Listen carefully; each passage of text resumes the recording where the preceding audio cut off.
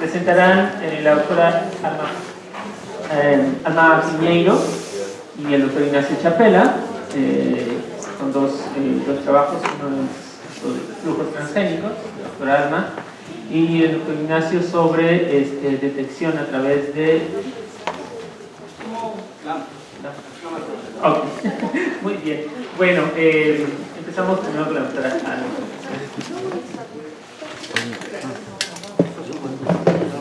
Buenos días, gracias por la invitación. Yo voy a dar una presentación, me tocó a mí darla, pero en realidad es trabajo conjunto de la doctora Elena Álvarez Boya, el doctor Emanuel González y la doctora Elena Rigier. Y bueno, la intitulamos Flujo de transgénesis o acumulación en especies nativas, una controversia científica resuelta. Más adelante explicaremos por qué del título. No voy a hablar demasiado del contexto amplio de maíz porque eso ya lo hizo de manera excelente el doctor Turrent. Solo voy a recordarles que México, en particular, en realidad Mesoamérica, es centro de origen y domesticación de múltiples especies. Entre ellas el maíz, el algodón, frijol, calabaza y cacao, vainilla y más de 50 especies diferentes. En esta presentación nos vamos a enfocar en particular en el maíz y el algodón. Pero algo que también quiero mantener énfasis durante toda la presentación es que México es como muchos de ustedes saben, es un país megadiverso, no nada más a nivel de biodiversidad en términos generales, sino a nivel de agrobiodiversidad. Y esa diversidad está mantenida de manera importante por los pueblos indígenas y mestizos del país. Entonces es una unidad biocultural importante. El primer caso de estudio va a ser el maíz, el panorama nacional. Aquí lo que le presento en este mapa, en este de acá, lo que podemos ver es todos los puntos que están en morado son puntos de colectas específicas de diferentes variedades nativas de maíz. También está metido las especies de teosimplex y las diferentes capas de color, de la verde, luego amarillo a la más rojo más oscura. Lo que muestra es con un modelo de nicho ecológico cuál es la distribución potencial de alguna o varias de las razas, de las variedades nativas que se siembran en el país. Y lo que queremos ilustrar con este punto es que prácticamente todo el territorio nacional tiene variedades nativas de maíz y o teosimplex. Algunas de las zonas de exclusión, como ustedes sabrán, son desiertos, entonces bueno, ahí no va a crecer nada, ¿no? O va a crecer muy poco. Ahora, algo importante, esta diversidad de razas nativas y de variedades nativas es mantenida de manera dinámica por manejo humano, ¿no? Una de las diferencias que vamos a ver entre algodón y maíz en esta presentación es que el maíz intrínsecamente necesita el manejo humano, el algodón no necesariamente. Entonces tenemos escenarios biológicos diferentes, pero los dos son casos de estudio interesantes en donde podemos documentar flujo génico y flujo de transgenes.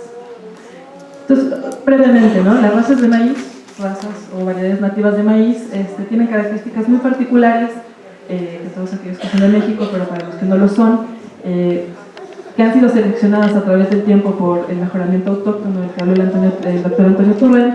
Entonces tenemos variedades que tienen diferentes colores, tienen diferentes gustos, pueden crecer a diferentes temperaturas, a diferente altitud, pueden crecer en diferentes tipos de suelos, o sea, tienen características agroecológicas muy particulares y también organolépticas muy particulares.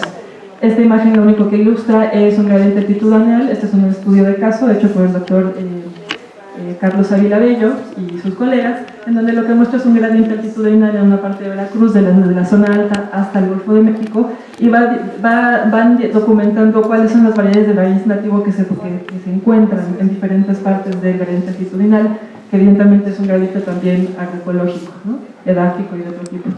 Ahora bien, estas variedades nativas también tienen tamaños genómicos diferentes, ¿no? Este es un trabajo hecho por 10 colegas, y lo que vemos aquí es, en amarillo, lo que hicieron fue calcular el tamaño del genoma de diferentes variedades de maíz nativo, y lo que está en amarillo son diferentes especies de teosimplex.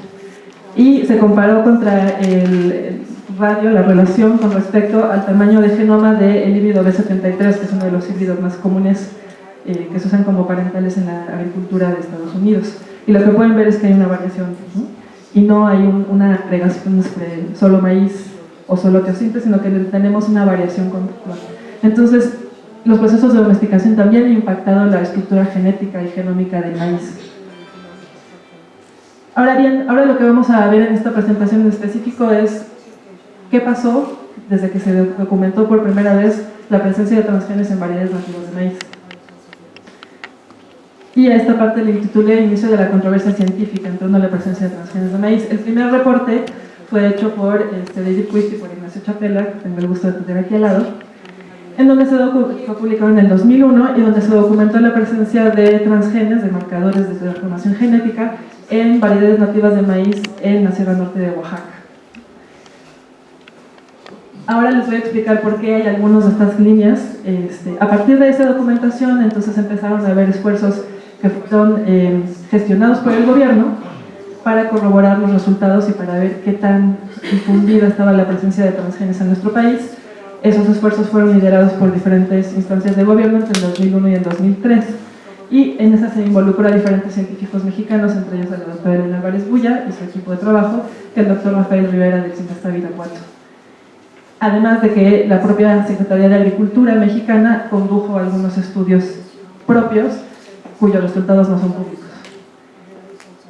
A partir de 2003 y 2004, el gobierno mexicano elabora reportes que se hacen públicos en diferentes foros internacionales sobre la presencia de transgenes en maíces nativos, donde se corroboran, por un lado, la presencia de transgenes en maíces de Oaxaca, como había sido aceptado por Ignacio Chapela y David Quist, y también presencia en algunos otros puntos.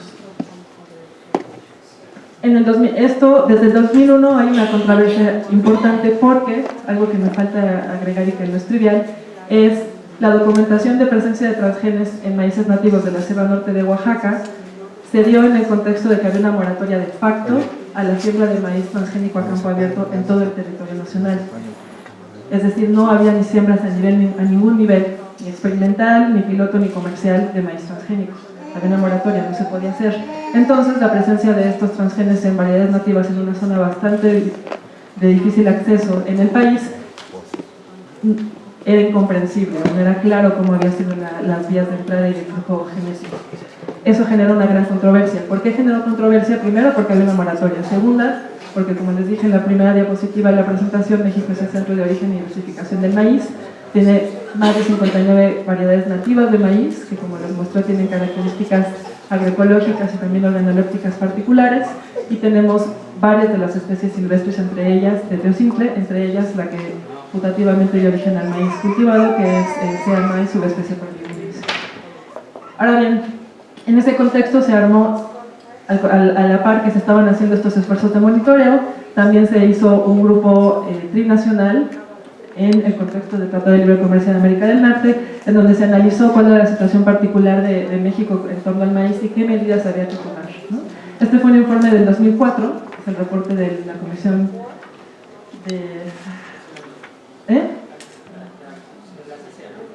Comisión de Cooperación Ambiental, perdón, lo puse en inglés. Y concluye esta comisión, que era trinacional, que el maíz transgénico amenaza la diversidad del maíz nativo, y hacen una serie de recomendaciones. Algo que es importante anotar aquí, y esto se inserta en el tema del título de la presentación, que es la parte de controversia, es que este informe fue boicoteado a dos niveles. Uno, por el contenido que tenía, y luego lo que hicieron los países miembros, en particular Estados Unidos, fue boicotear su publicación. Y entonces la publicación oficial de este reporte tardó muchos meses más de los que debía haber tardado, ¿no? Entonces, bueno, en el 2005, al menos ahí es donde oficialmente nosotros tenemos indicadores tangibles, empieza a cambiar el discurso que hasta el momento había sido precautorio del gobierno y de las autoridades mexicanas a un discurso mucho más ambiguo, que luego ya se asentaría en un discurso pro uso de transgénicos, pero esto tardó años. ¿Por qué cambia? Porque en el 2005 hay una publicación de un artículo de Sol Ortiz y colaboradores que sugiere la inexistencia o desaparición de transgenes en Oaxaca, en las mismas zonas en donde Ignacio y David habían detectado presencia de transgenes. Este artículo científico, este artículo publicado en un medio científico, tiene muchas limitantes metodológicas, no hay métodos independientes, todos los análisis están hechos por una empresa, los métodos que utilizaron la empresa, como son propietarios, no están publicados en el artículo, entonces no hay manera ni siquiera de contrastar cuál es la metodología, tienen un criterio de muestreo que está mal hecho, en fin, salieron varios artículos al respecto criticando tanto los métodos como los criterios de muestreo, como el poder estadístico que tenían las pruebas que habían hecho. Sin embargo, este artículo fue fundamental, ha sido operativo para crear un imaginario en donde el gobierno dice, bueno, si se introducen transgenes a variedades naturales de maíz, estos simplemente por manera natural se van a desaparecer, ¿no? Entonces aquí tenemos la introducción de un pensamiento mágico en un contexto científico, ¿no? De manera no gratuita, en ese mismo año, en el 2005, entra en vigor la Ley de Bioseguridad de Organismos Genéticamente Modificados para México. Antes de eso no había una ley, había normativas, y esta ley es una ley muy laxa, que tiene varios problemas. Entre ellos, uno de los más importantes es, tiene un régimen de protección especial al maíz y de otras especies nativas de las que México es centro de origen y diversificación, pero nunca se dice que es ese régimen especial. Y lo que terminó pasando años después es que en el reglamento ese régimen simplemente se invisibilizó, está vacío. Tiene otros problemas, por ejemplo, si hay estados o zonas del país que quieren declararse como territorios libres de transgénicos, tienen que demostrar científicamente que la coexistencia entre transgénicos y no transgénicos no es posible. El costo de la prueba cae encima de los que quieren declararse como territorio libre de transgénicos, a pesar de que eso pueda ser una cuestión consensuada. Ahora bien, en la publicación del reporte del 2005 lo que hizo fue retrasar nuestras propias publicaciones. ¿Por qué? Porque algo que también ha incidido en las controversias científicas en torno a la introducción o uso o bioseguridad o problemas alimentarios de transgénicos en el mundo, y aquí no estamos exentos de eso, es que nosotros estamos sujetos a un doble estándar. Desde la publicación de Ignacio y de David, los estándares que se les pedían para demostrar ciertas cosas, su trabajo no lo pudieron criticar desde el punto de vista técnico real, pero los estándares de suficiencia de prueba eran mucho más altos de lo que le podían pedir a otros colegas documentando el mismo fenómeno o un fenómeno similar, presencia de un gen particular en una especie. En el caso de nuestro trabajo, que fue publicado en el 2009, también se nos presentaron, tuvimos que hacer muchas pruebas, tuvimos que quisimos incluir una parte de modelaje para explicar desde un punto de vista mucho más científico y basado en datos por qué, por ejemplo, nuestro del 2005 el artículo del 2005 estaba mal hecho, pero simplemente lo que también nos enfrentamos fue a bloqueo desde la academia y a dobles estándares. Estos tres, lo que está en negritas, son 3 artículos en donde se ha tratado de generar, el del 2001, el del 2007 y el 2009. 2007 documenta presencia de transgenes en la Ciudad de México, en el territorio de conservación de la Ciudad de México. El del 2009, hay 3 publicaciones del 2009, también estuvieron sujetos a controversia. Presentamos una vez, corroboramos la presencia de transgenes en la Sierra Norte de Oaxaca y en otras partes de Oaxaca, y también presentamos un modelo basado en datos fenológicos para explicar que la distribución de transgenes a bajas frecuencias en un campo de México, dado el manejo campesino, no va a seguir una distribución homogénea, ¿no? Que es uno de los supuestos fuertes estadísticos que se hacen cuando se hacen muestreos en campo. Y aún así fue criticado por los métodos y por otras cosas.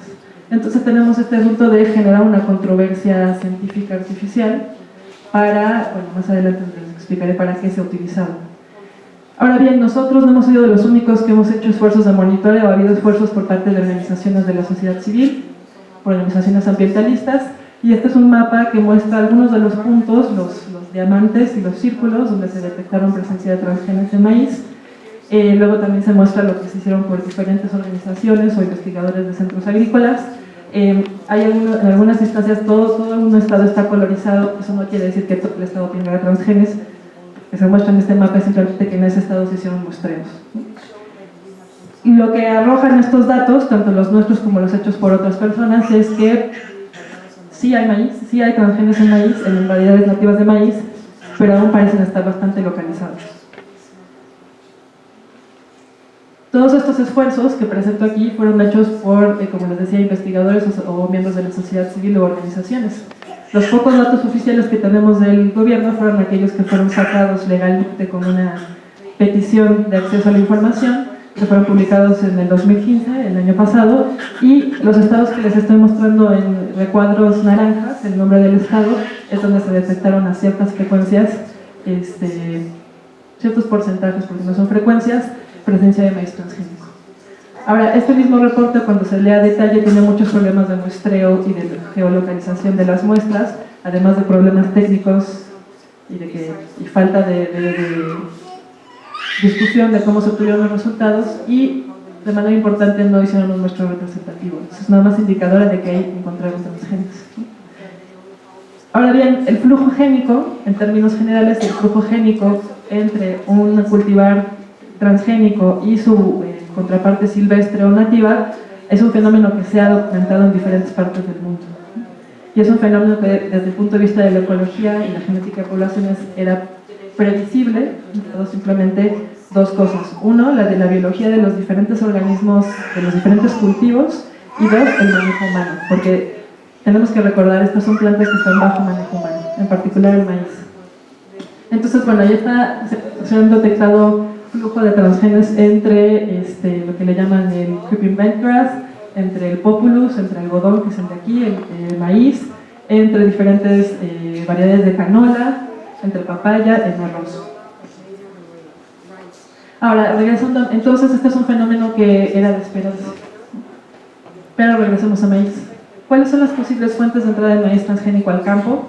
Bueno, grano importado usado como semilla híbrida introducida ilegalmente, esa es una de las hipótesis, las primeras hipótesis que se generaron a partir del reporte del 2001, semilla híbrida legal, pero contaminada, y experimentos no controlados de maíz transgénico, que sí los hubo en México en los 90.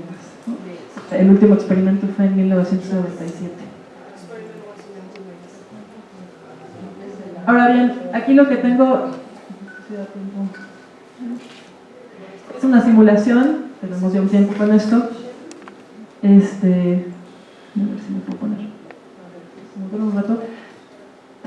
Como estamos hablando en el particular del maíz, estamos hablando de una planta que está bajo manejo agrícola humano fuerte, no se puede dispersar de manera independiente, y como mencionaba el doctor Turrente en su presentación anterior, la diversidad del maíz nativo que tenemos en el país se debe al manejo campesino, y parte del manejo campesino incluye intercambio de semilla entre vecinos. Entonces aquí lo que estamos viendo, si se dieron cuenta, empezamos con todo rojo y nada más un centro blanco. Estábamos modelando el efecto del flujo de polen y semilla a través del tiempo, asumiendo una tasa de intercambio del 5%, creo que entre agricultores de una comunidad. Y lo que están viendo que está pasando son las generaciones de maíz, ¿no? Pues bueno, ya estamos aquí en 280, va a llegar a 300. Pero lo que nos muestra esta simulación, que está basada en datos fenológicos y en datos de intercambio de maíz reales, o sea, no estamos nada más inventándonos los datos, es que el intercambio de semilla entre agricultores potencia el flujo génico y hace que este pueda dispersarse a distancias mayores de lo que sería únicamente por polen. Las medidas de bioseguridad que se toman para decidir dónde se puede sembrar maíz transgénico o no, en términos generales, solo consideran el flujo de polen. En el caso mexicano también, el manejo agrícola, algo que es importante para el maíz es que el manejo agrícola es variable. Tenemos diferentes sistemas agrícolas que conviven en nuestro país. Tenemos desde agricultura de muy pequeña escala, utilizando semilla nativa y guardando esa semilla nativa de ciclo a ciclo para resembrarla, y además teniendo una mayor tasa de intercambio de semilla entre agricultores, hasta la agricultura de tipo industrializado, donde se compra la semilla como parte de un insumo tecnológico, se siembra, se cosecha y se compra semilla en la siguiente generación. Y tenemos intermedios entre esos dos sistemas, digamos, extremos. Aquí esto lo que presenta esta gráfica esas son las diferentes zonas en las que se ha dividido el país, ¿no? Simplemente para cuestiones operativas, pero también tiene que ver con características socioeconómicas. Entonces, tenemos el centro, tenemos el norte, el sureste, etc. Y con base a una colecta que se hizo en el 2001 en la ENRU, reanalizaron los datos los autores, y con base a un artículo en el que participamos en el 2009, retoman algunas cosas ahí y hacen un modelo donde lo que pueden calcular es qué tanto hay, por ejemplo, introducción de semilla foránea dependiendo de las dependiendo del gradiente altitudinal, es lo que estamos viendo aquí, donde podemos ver, dependiendo de la región en la que se dividió para fines operativos al país, esa es la que tiene una tasa más alta, y también lo que ya son las tasas de difusión. Entonces, por un lado es el proceso de introducción de semilla foránea a una comunidad, luego la tasa de difusión al interior de una comunidad. Estos datos fueron sacados a partir de un muestreo estadístico representativo de los diferentes sistemas de agricultura que se practican en el país. y es un dato sugerente de que efectivamente tenemos una cierta tasa de introducción y de flujo génico que está mediado por la acción humana.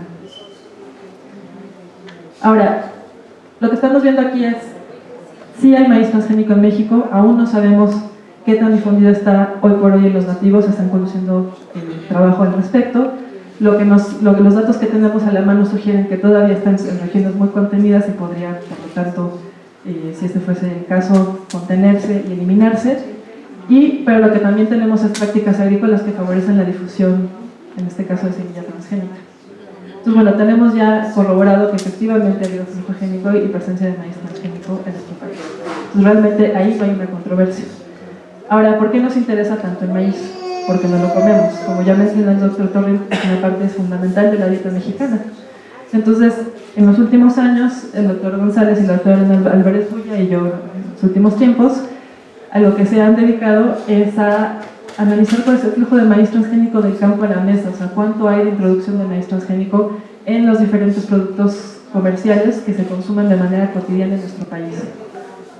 Estas son algunas de las fotos de algunos de los productos comerciales que fueron muestreados. Y lo que se encontró, bueno,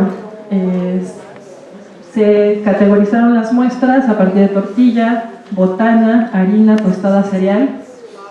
Tenemos un esfuerzo más grande de muestreo a nivel de tortilla, que es lo que se come de manera más cotidiana en el país, pero también otros componentes que también son consumidos de manera habitual. Y lo que pueden ver estos son datos que están en revisión, es que el 82.02% de los alimentos muestreados tenían presencia de transgenes. Entonces es muy alta la presencia de transgenes en alimentos, en este caso la mayoría industrializados en México. Ahora bien, no nada más tienen presencia de transgenes, sino que también detectamos glifosato. Y nada más aquí les recuerdo que hace poco, en el 2015, el glifosato fue clasificado en cuanto a sus criterios de toxicidad para considerarlo probable cancerígeno en humanos. El glifosato está llegando a las tortillas mexicanas y lo que podemos decirles hasta ahora es que de 9 de 22 muestras de alimentos que fueron positivas para eventos que confieren resistencia al glifosato, también presentaron residuos de glifosato y de AMPA, detectados con los métodos actuales. Esto también está en el artículo que tenemos en revisión. Entonces, dada la ubicuidad de maíz transgénico en la cadena alimenticia mexicana, al menos en los alimentos industrializados, pues también que fue un resultado sorprendente para nosotros, empezamos a pensar en las posibles fuentes de entrada de maíz transgénico a la cadena alimentaria. Y aquí lo que les muestro es el consumo aparente, al menos para 2015, de maíz en México, que son casi 50 millones de toneladas. De estas 50 millones de toneladas, esto ya elimina todas las exportaciones, lo que se queda en el país o lo que se introduce en el maíz, al país. Tenemos que el 28% del maíz que se siembra es para forraje. Pues en principio eso no entra a la cadena alimentaria humana. Luego tenemos grano, el 48% restante es de grano, que sí entra a la cadena alimenticia humana. Y luego tenemos 24% de maíz importado. Entonces, bueno, el forraje lo excluimos. El maíz, algo que es una nota importante es que el maíz importado viene en su mayoría de Estados Unidos y de Sudáfrica. Ambos países, bueno, en el caso de Estados Unidos más del 90% del maíz es transgénico y Sudáfrica tiene un porcentaje alto de maíz transgénico. Y del grano, de lo que se contabiliza por la Secretaría de Agricultura, se le queda el grano que sale al mercado, no nada más el de autoconsumo. Entonces, un buen porcentaje de este maíz que es producido para grano, para consumo humano, está hecho con híbridos.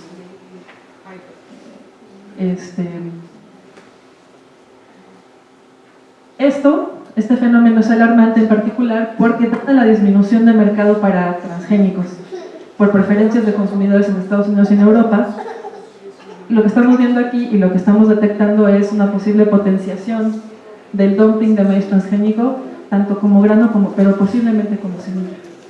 Porque dada la ubicuidad de transgenes en alimentos de consumo masivo en México, nuestra siguiente pregunta es ¿qué está pasando con los maíces híbridos que teóricamente son no transgénicos que se siembran en el país? Entonces, bueno, como un ensayo preliminar, esto por favor son datos preliminares, tenemos que corroborarlo con un muestreo que sea robusto desde el punto de vista estadístico. Se hizo un primer análisis de muestras de híbridos analizados, no son 139 variedades de híbridos, son 139 muestras, ¿no? Se pueden estar repitiendo híbridos. Y de los 139, 27 resultaron positivos para marcadores transgénicos, es decir, casi 20% del total tenía presencia de transgenes. Recordemos, en México legalmente no se puede sembrar maíz transgénico en ninguna, ahorita en campo abierto, por la demanda colectiva de la que habló el doctor Torrent. Entonces aquí tenemos una infiltración en la semilla que se está difundiendo por vías públicas. Y también tenemos un análisis de presencia de transgenes en maíces nativos, que eso está en curso. Ahora bien, para cerrar la parte de maíz, ¿cuáles son las implicaciones de bioseguridad de lo que hemos venido discutiendo en esta presentación? Primero, el mantener un discurso de controversia científica con base en un estudio que es débil científicamente, porque 2001 se demuestra que hay presencia de maíz transgénico en variedades nativas. Luego salen reportes del propio gobierno que secundan esto. Luego en el 2005 sale un artículo que dice, bueno, si lo hubo ya desapareció o simplemente de inicio estaba mal. Pero su conclusión más fuerte es que desapareció. No dicen cómo, dicen qué mecanismo biológico está ocurriendo, pero desapareció. Luego en el 2009 nosotros publicamos, corroborando la presencia de maíz transgénico en la misma zona de Oaxaca y en otros lugares, o reaparición, ¿no? Persistencia o reaparición. No, bueno, reintroducción, no, pues no sé qué. ¿Ah? Exacto, ¿no? Se escondió en el 2005, 2004 y apareció de nuevo. Bueno, algo interesante es, eso creo que es muy importante anotarlo. El artículo de 2005 se basa en dos colectas, una de 2003 y una de 2004. Nosotros regresamos a esas mismas zonas a hacer una colecta exhaustiva en el 2004 y encontramos de nuevo transgenes. Pero claro, nosotros hicimos un esfuerzo de colecta mucho mayor porque lo que estábamos asumiendo es que estaban en bajas frecuencias, como lo estaban. Entonces había un problema de muestreo y de criterio estadístico, ¿no? Entonces, quizás entre 2000 y 2003 o 2004 podían haberse reintroducido transgenes porque las desapariciones mágicas no existen, ¿no? Pero lo que vamos a demostrar es que tenían un problema de muestreo y por eso tenían negativos, probablemente por eso tenían negativos.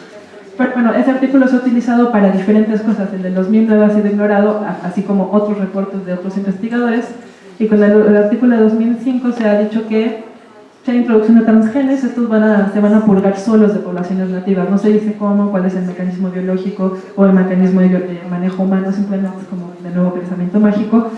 Luego, por lo tanto, es innecesario tener un esfuerzo de monitoreo activo, ¿no? De qué está pasando en las variedades de maíz nativo, porque si hay transgenes ahí, pues van a desaparecer, ¿no? Y luego, algo que también ayuda a este artículo y la controversia con los artículos que no tienen las mismas conclusiones, los nuestros y de otros colegas, es legitimar la actuación de seriedad que las autoridades en bioseguridad han llevado a cabo en los últimos, por lo menos, 12 años. ¿Qué quiere esto de actuación de seriedad? En términos mexicanos es voy a hacer como que hago, ¿no? Y no hago nada. Esto es lo que ha pasado con maíz. Ahora vamos a cambiar de cultivo, esto es algodón. ¿Qué características tiene el algodón? Es muy diferente desde el punto de vista botánico, no nada más de familia obviamente, sino de características biológicas. Es una especie poliploide, maíz diploide, con una amplia adaptabilidad a diferentes suelos, tiene una amplia capacidad de dispersión, y dispersión que es ajena a la acción humana. Se puede dispersar por aire, se puede dispersar por agua, se puede dispersar por agua salada, es decir, puede ir por corrientes marinas. Tiene un crecimiento rápido, tiene tolerancia a estrés abiótico, por lo tanto, tiene las características ideales para ser una especie pionera, es decir, una especie invasora. No requiere asistencia humana para dispersarse y en México habita en la duna costera y selva baja, es decir, que los que vayan a Cancún a lo mejor se encuentran un algodón creciendo por ahí, entre ellos en el basurero, ¿no? Les gustan los basureros, según me dicen a Regier. Ahora, el algodón genéticamente modificado, ET, se ha cultivado legalmente desde 1996 en nuestro país. Lo que estamos viendo en este gráfico, los bordes azules son polígonos, los puntos azules son donde se otorgaron permisos para la siembra de algodón transgénico en nuestro país. Los polígonos azules es el área de influencia de esos permisos de manera agregada. Lo que tenemos, si lo ven en el borde, bordeando todo el país, tenemos diferentes colores. Esos colores denotan diferentes metapoblaciones de algodón silvestre en nuestro país. Metapoblaciones que están diferenciadas genéticamente. Eso fue trabajo principalmente de Navegier, que está aquí en el auditorio, y donde colaboramos también algunos de nosotros. Y lo que hizo el gobierno mexicano cuando decidió otorgar permisos es se inventó una línea imaginaria, ¿no? Que va más o menos por ahí. Mi línea imaginaria no es precisa geográficamente, pero más o menos así de precisa fue la del gobierno, ¿no? Entonces, la línea imaginaria que decía, de la línea imaginaria para arriba, yo puedo sembrar algodón transgénico porque no tengo parientes silvestres, no tengo algodón silvestre. De mi línea imaginaria para abajo, ahí ya no puedo, porque ahí sí ya sé, que tengo la información en 1996, que hay poblaciones de algodón silvestre. Entonces, de ahí para abajo no se puede, ¿no? Ahora, ¿qué pasó con la línea imaginaria? Pues que como toda línea imaginaria no sirve para retener cosas, menos seres vivos. Entonces, 15 años después de que se aceptó, de que se aprobó la primera siembra de algodón transgénico a campo abierto, evidentemente, en nuestro país, lo que encontramos fue presencia de transgenes a más de 500 kilómetros lineales de los sitios de siembra de variedades transgénicas. Aquí lo que les estoy mostrando son los diferentes puntos en donde, por pruebas de ELISA, se detectaron diferentes proteínas recombinantes en algodones silvestres de nuestro país. Entonces, lo que encontramos es no nada más presencia de algunas proteínas recombinantes, sino además apilamiento de proteínas recombinantes. ¿Por qué apilamiento? Porque dado los algodones transgénicos que se estaban sembrando en el norte del país, algunos solo tenían una proteína CRI o tenían resistencia, sí, todas son proteínas CRI. Y bueno, probamos CPS-PS, también había un poquito, pero eran variedades que solo tenían un rasgo, de las variedades viejas, que no empezaban a apilar en el cuerpo de algodón transgénico diferentes proteínas. Y lo que encontramos en los silvestres, encontramos algunos individuos que tienen 4 proteínas recombinantes. Eso sugiere que fueron introducciones subsecuentes, o sea, cruzas, ¿no? En generaciones posteriores que estaban acumulando transgenes. Y eso fue en 15 años. Ahora bien, esto se publicó en el 2011. A partir del 2011 lo que sucedió es que en lugar de adoptar medidas de bioseguridad, se ha creado una controversia científica. Desde el 2011 se dijo, bueno, pero ustedes nada más hicieron genética de poblaciones utilizando los marcadores que no son los más guau, entonces no sirve, ¿no? Bueno, ustedes nada más detectaron presencia de transgenos utilizando el método de ELISA, nosotros queremos que también fuera por PCR, y etc. Algunas de estas críticas son válidas, todos los trabajos son perfectibles, pero nuestro trabajo es muy sólido y demostraba que teníamos metapoblaciones de algodón silvestre y que teníamos algodones que para todos los fines son silvestres y que tenían transgenes. En los últimos tiempos lo que sucedió es que se publicó un artículo por parte de Coppens, no sé cómo pronunciarlo otro, Brugge y la CAPE. Este artículo que salió en PLOS ONE sugiere varias cosas. Por un lado, sugiere solamente que las plantas de la península de Yucatán, voy a regresar al mapa, es decir, las que están allá, ese punto negro, unas poquitas de estas se pueden considerar silvestres reales. Por lo tanto, todo lo demás que estamos viendo aquí son ferales, son escapadas o son quién sabe qué, pero no son silvestres. Otra cosa que se sugiere es que el flujo génico se da a muy cortas distancias entre silvestres y ferales. Ferales son aquellas plantas de algodón, a diferencia del maíz, el algodón, como mostraba, tiene una gran capacidad de escaparse de cultivos y establecerse como una planta feral fuera de cultivo. Y, por lo tanto, muchas zonas prioritarias para conservación no son necesarias, solo tenemos que cuidar un pedacito de la península de Yucatán. El trabajo, donde documentamos la presencia de transgenes y las metapoblaciones, no es sólido ni creíble científicamente. Y algo que es importante de esta crítica es que no considera el componente humano, ¿no? Que recuerden, el algodón es un cultivo, es una especie que puede vivir de manera silvestre a diferencia del maíz, pero es de manera primordial en el norte del país un cultivo. Eso quiere decir que está sujeta fuertemente a manejo humano. Eso no está considerado en el artículo, además de que utilizan una gradilla de resolución espacial mucho mayor, mucho más burda que la que utilizamos nosotros en su momento. Entonces todo esto está sin fundamentos sólidos teóricos y técnicos. A partir de ahí, entonces, bueno, se hicieron críticas desde el 2011, luego sale esta del 2014. Ana Bejer y su grupo de investigación han estado haciendo diferentes trabajos para responder preguntas que desde el 2011 y desde antes ya se tenían, ¿no? Y que son importantes para la biología y lo de la conservación del algodón silvestre en México. ¿Cómo podemos distinguir poblaciones silvestres escapadas o ferales para adoptar mejores medidas de bioseguridad? Bueno, desde el punto de vista genético, nuestro trabajo era muy claro que había un solo haplotipo en las variedades cultivadas, la que fuera que agarráramos, y había 46 diferentes haplotipos en las poblaciones silvestres. Por otro lado, los trabajos en los últimos años de Ana han sido morfología y fisiología comparada, en donde podemos encontrar que hay una cantidad de fibra por fruto, una longitud del pedicelo, que es una parte de la flor, forma de la hoja, tasa de germinación y sistema de polinización, que son muy diferentes, contrastantes entre algodón cultivado y las variedades silvestres. Por lo tanto, sí podemos hablar de un síndrome de domesticación en algodón cultivado que nos permite hacer algunas inferencias en campo de qué es silvestre, qué es cultivado y qué potencialmente es un feral. Tenemos mucha variación en silvestres de México y hay muy poca variación en estos parámetros morfológicos y fisiológicos en plantas cultivadas o escapadas.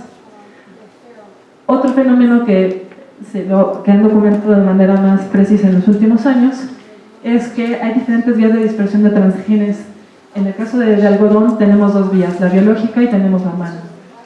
En el caso de la biológica, lo que estamos observando es, se hizo un modelo de nicho ecológico, lo que estamos viendo en los mapas de México, en el de arriba es el modelo de nicho ecológico de plantas domesticadas escapadas. Lo que vemos, poco aquí, es un modelo de distribución potencial, es decir, donde potencialmente se puede distribuir un algodón, en este caso cultivado, dadas sus características agroecológicas. Y podemos ver desde zonas de alta probabilidad de presencia hasta muy baja probabilidad, dada de nuevo las condiciones agroecológicas. Entonces vemos que hay una zona mucho más amplia donde un algodón cultivado se puede dispersar y establecerse como un feral en nuestro país. Lo que está aquí con pequeñas banderitas rosas son los lugares donde de hecho se han documentado algodones escapados. Si nosotros transponemos este mapa de modelo de nicho ecológico y distribución potencial con el mapa original de las poblaciones, de las metapoblaciones de algodón silvestre, lo que vemos es que no hay un traslape tal cual de donde se han documentado ferales y donde están las poblaciones silvestres, pero lo que sí puede haber es un posible fenómeno de piedra de paso de stepping stone. En este contexto, y dada la gran variabilidad morfológica, fisiológica, o sea, la diversidad genética que existe en poblaciones silvestres en nuestro país, el algodón silvestre en nuestro país, y la ubicuidad y la capacidad del algodón cultivado para dispersarse y establecerse como un feral, es importante adoptar medidas de bioseguridad y conservación robustas ya. Sin embargo, la idea de que hay una controversia científica viva, es decir, existen las controversias científicas, por supuesto, y también así se avanza en la investigación científica, pero las controversias se basan cuando tienes suficiente evidencia o con suficiente evidencia de que hay cosas que no están claras. Las controversias científicas que se han mantenido hasta el día de hoy, tanto en maíz como en algodón, han pasado por hacer un análisis ad hoc de los datos que se presentan para denostarlos o demeritarlos. Y también han pasado por demeritar y denostar personalmente a los investigadores que hemos estado involucrados en esto. Son estrategias desde aquellas que parecen académicas hasta las que ya de plano no lo son, pero lo que hacen es mantener este ideal de que hay una controversia, y dentro de la controversia lo que se hace es no hacer nada. Entonces, como apuntes finales, algo que es importante recalcar en el contexto de nuestro país es que la introducción de cultivos transgénicos favorecería el avance de la agricultura de extensión. Como ya se ha mencionado en este congreso, en este simposio, no es nada más la semilla, es un paquete tecnológico, y ese paquete tecnológico es de monocultivo de extensión. Favorecerá el creciente monopolio de los acervos de semilla. Y recuerden, en el caso de México esto no es trivial. Somos centro de origen y diversificación de algodón y de maíz, entre otras muchas especies, y lo que se está también peleando de fondo es quién tiene la soberanía sobre esos acervos. Por lo tanto, la privatización de los acervos de semilla. Las secuencias transgénicas se encuentran patentadas y su presencia en acervos no autorizados puede ser sujeto de demanda, penalizando por lo tanto el intercambio de semilla, que en el caso del maíz es una dinámica muy importante para mantener su diversidad genética viva. El paquete tecnológico de utilización de transgénicos, además, ya se ha visto, y los colegas de Argentina lo han documentado de manera muy fehaciente, un mayor uso de agrotóxicos. Glifosato en el caso de las líneas que son tolerantes a este herbicida, y otros pesticidas que están asociados, por ejemplo, un mayor uso de fungicidas en variedades BT.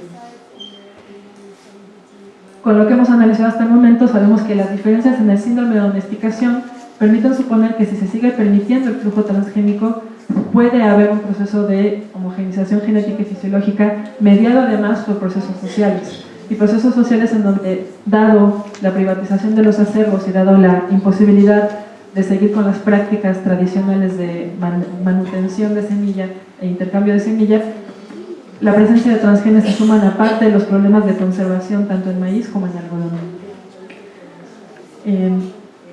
Algo que también se requiere son más análisis interdisciplinarios de las consecuencias ecosistémicas y culturales de la presencia de transgenes tanto en maíz y en algodón.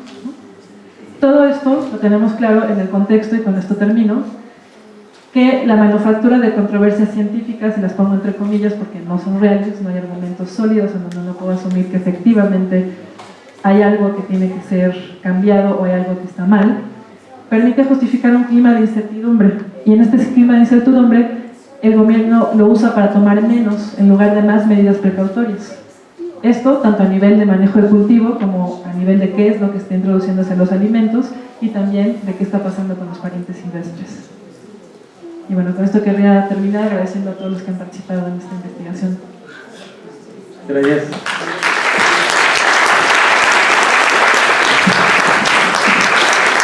Bien.